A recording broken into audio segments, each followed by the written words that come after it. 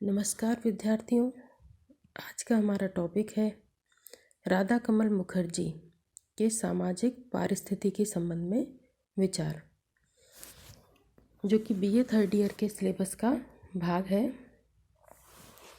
Doctor Radha कमल मुखर्जी मूल रूप से अर्थशास्त्री थे, किंतु उन्होंने समाजशास्त्र के क्षेत्र में भी अपने अमूल्य विचार प्रदान किए।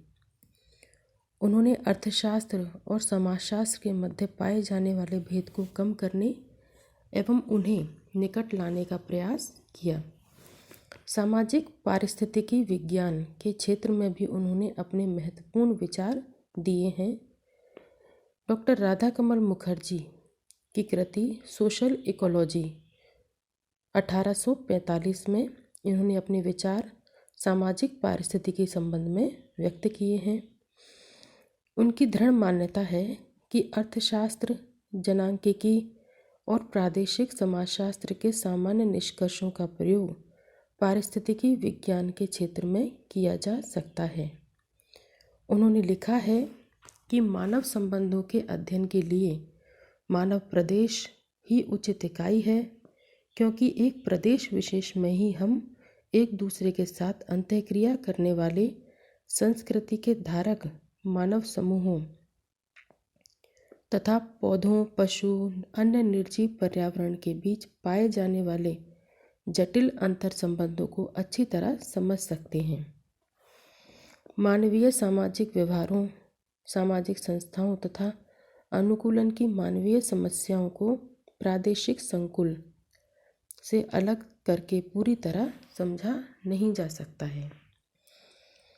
इस परिभाषा में मुखर्जी ने सामाजिक पारिस्थितिकी विज्ञान को ज्ञान की एक ऐसी शाखा के रूप में चित्रित किया है जिसके अंतर्गत एक प्रदेश विशेष की परिस्थितिगत अवस्थाओं, मानवीय संबंधों, व्यवहारों, सामाजिक संस्थाओं एवं मानवीय अनुकूलन की प्रक्रियाओं के बीच पाए जाने वाले अंतर संबंधों का निर्वचन एवं विश्लेषण आता है।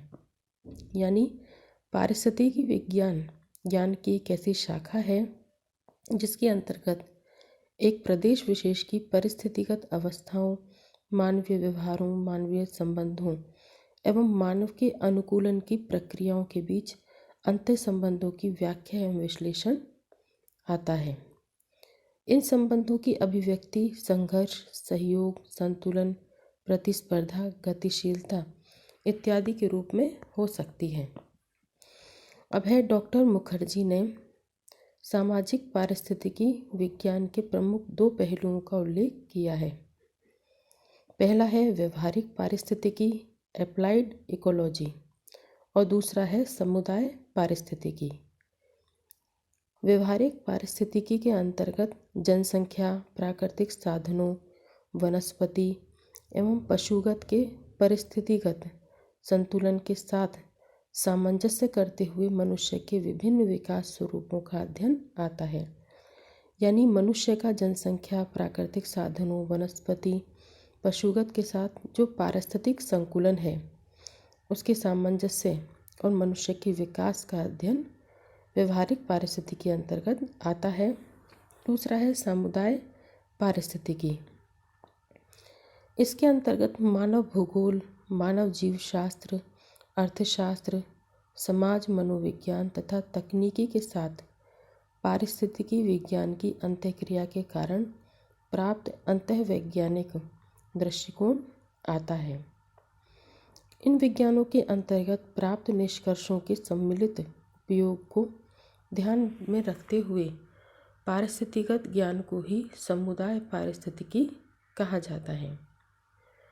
पारिस्थितिकी या पर्यावरण के कारक व्यक्ति एवं समुदाय दोनों को ही प्रभावित करते हैं। इसी आधार पर मुखर्जी ने पारिस्थितिकी विज्ञान के दो पक्षों, वैयक्तिक पारिस्थितिकी तथा सामुदायिक पारिस्थितिकी का उल्लेख किया है। ये दोनों पक्ष परस्पर निर्भर एवं अंतर संबंधित हैं। यानी व्यक्तिगत पारिस्थितिकी और सामुदायिक पारिस्थितिकी का उल्लेख डॉक्टर राधा कमल मुखर्जी ने किया है और बताया है कि ये दोनों पक्ष एक दूसरे से अंतर संबंधित हैं और इनका संबंध गहरा है। पर्यावरण संबंधी कारकों के प्रति जो प्रतिक्रिया व्यक्ति द्वारा प्रकट की जाती है उसका प्रभाव समुदाय पर और समुदाय की पर्यावरण के प्रति प्रतिक्रिया का प्रभाव व्यक्ति पर पड़ता है। यानी समुदाय पर और समुदाय का प्रभाव व्यक्ति पर पड़ता है। जो भी पर्यावरण संबंधी कारक होते हैं, साथ ही व्यक्ति एवं समुदाय दोनों को ही पर्यावरण से अनुकूलन कुछ सीमा तक तो करना ही पड़ता है। यानी परिस्थिति यानी पर्यावरण के साथ मनुष्य का जो संतुलन है, जो सामंजस्य है, उसके बारे में इन्होंने बताया है। डॉक्टर मुखर्जी ने सामाजिक पारिस्थितिकी विज्ञान के 3 प्रकारों का उल्लेख किया है।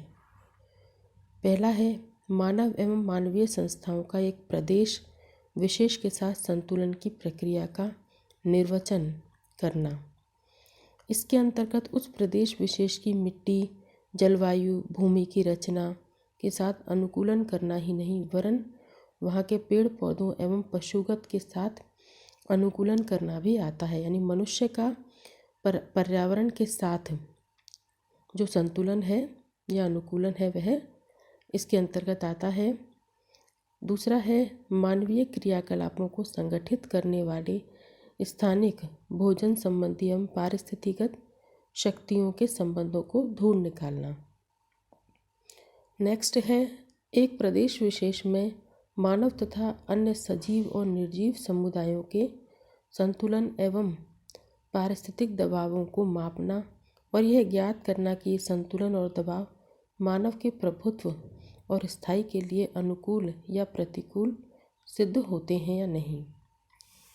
डॉक्टर मुखर्जी का मत है कि पारिस्थितिकी के अंतर्गत प्राकृतिक अवस्थाओं का बहुत महत्व है जिनके साथ मानव को आज भी अनुकूलन करना पड़ रहा है, जबकि उसने विज्ञान की सहायता से प्रकृति पर विजय की घोषणा कर दी है।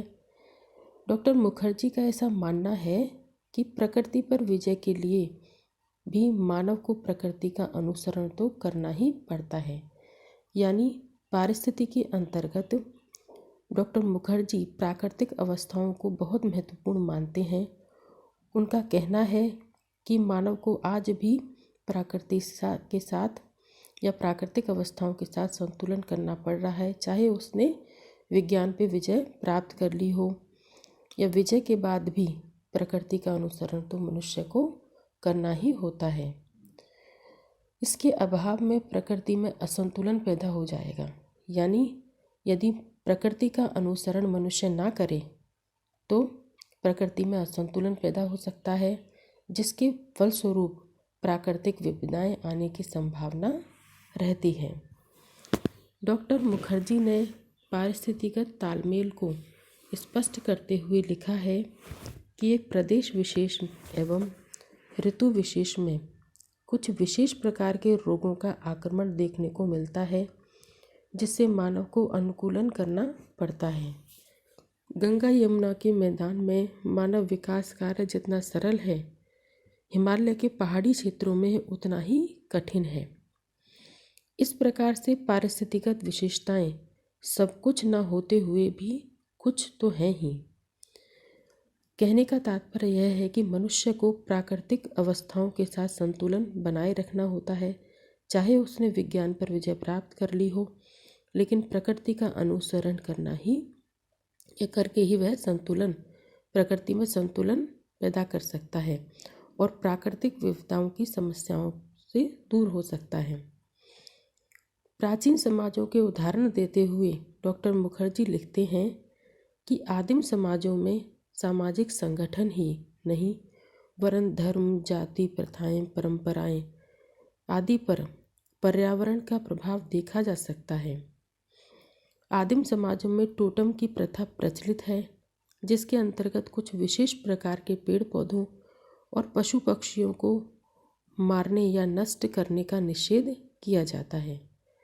इस निषेध का प्रमुख कारण यह रहा है कि इन पेड़ पौधों और जानवरों को नष्ट करने या मारने से पर्यावरण संतुलन बिगड़ जाने की आशंका रहती है। डॉक्टर मुखर्जी ऐसा मानते हैं कि आदिम समाजों में जो सामाजिक संगठन है उसकी अपनी एक परंपराएं हैं, धर्म है, विश्वास हैं और पर्यावरण का प्रभाव उन पर देखा जा सकता है। यानी मनुष्य का पर्यावरण के साथ जो सामंजस्य है वही सामाजिक पारिस्थितिकी के अंतर्गत आता है। पेड़ पौधों और जानवरों को नष्ट करने या मारने से पर्यावरण का संतुलन बिगड़ जाने की आशंका बनी रहती है। हिंदू लोग सूर्य, चंद्रमा, अग्नि, हवा, गंगा आदि नदियों को, जो कि प्राकृतिक वस्तुएं हैं, देवी देवताओं के रूप में मानते हैं।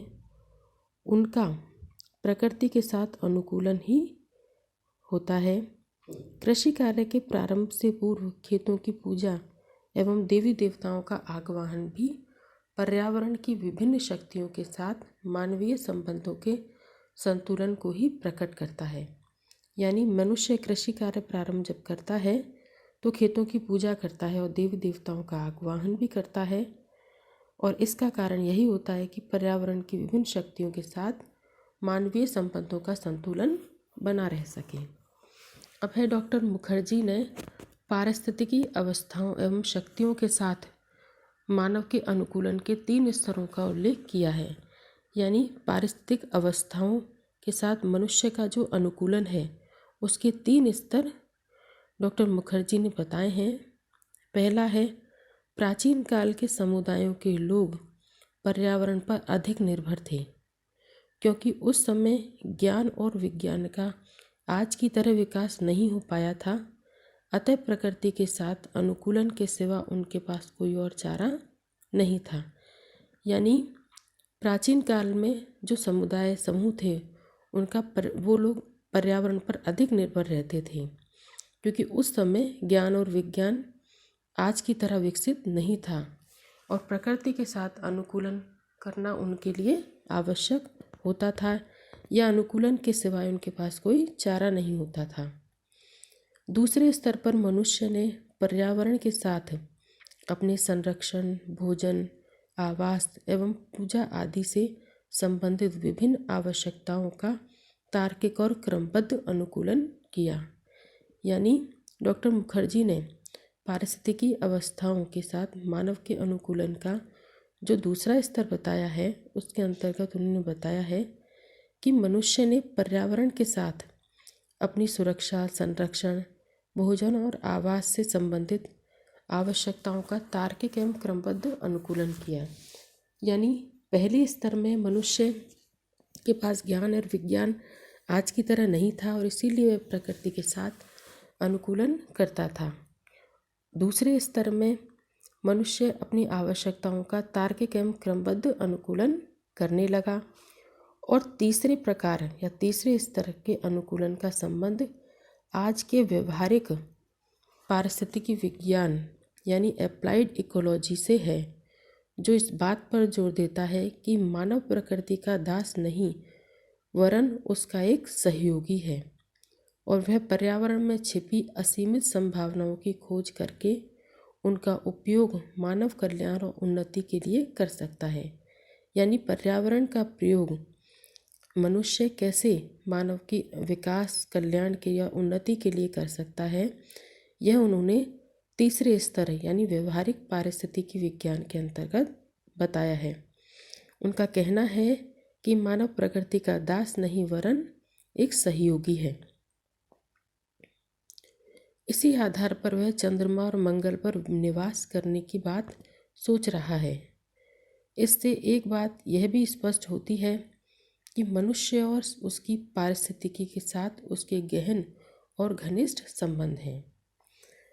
अंत में डॉक्टर मुखर्जी ने सामाजिक पारिस्थितिकी अवस्थाओं और मानव के अनुकूलन के बारे में जो सामंजस्य बताया है वही उन्होंने सामाजिक पारिस्थितिकी विज्ञान के अंतर्गत शामिल किया है, और इनके 3 स्तरों में बताया है कि पहले स्तर में व्यक्ति अनुकूलन करता है, दूसरे में वह तार्किक एवं क्रमबद्ध अनुकूलन करता है, और तीसरे में वह मानव कल्याण और उन्नति के लिए पर्यावरण में छिपी असीमित संभावनाओं की खोज करता है। और मनुष्य और पारिस्थितिकी के साथ उसका घनिष्ठ संबंध बताता है। उम्मीद है ये टॉपिक आपको समझ में आया होगा। धन्यवाद।